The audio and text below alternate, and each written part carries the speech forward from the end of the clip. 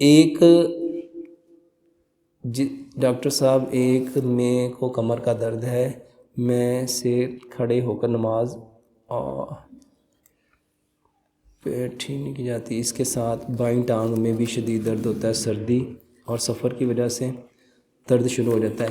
یہ جس کو بھی کمر کا درد ہے اس کو چاہیے کہ وہ لمبا سجدہ کرے، پہلے قیام لمبا کرو، پھر رکوع لمبا کرو، پھر سجدہ لمبا کرو۔ میرے محترم بھائیو، یہ جو نماز ہے اللہ تعالیٰ نے یہ جسم کے لیے ایک بہترین تحفہ دیا ہے۔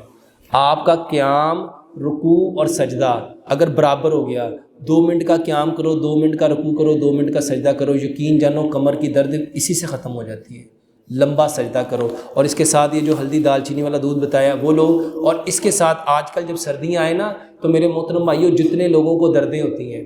چاہے جوڑوں کی درد ہے، چاہے کمر کی درد ہے، چاہے ہڈیوں کی درد ہے، تو میرے محترم بھائیو ہلدی دال چینی والے دودھ میں نا ایک کام اور کیا کرو، سردیوں میں، گرمیوں میں نہیں، جہاں علاقے ٹھنڈے ہیں،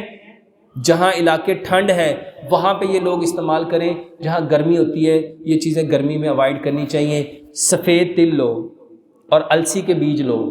برابر مقدار میں سفید تل اور السی اور اخروٹ، یہ تینوں چیزیں چھٹانگ چھٹانگ لے لو، اس کو کوٹ لو، کوٹنا ہے، گرائنڈ نہیں کرنا۔ میرے محترم بھائیو اس کو ہلدی دال چینی والے دودھ میں 2 بڑے چمچ ملا کے یہ پیو، میرے محترم بھائیو دردوں کا بہترین علاج ہے۔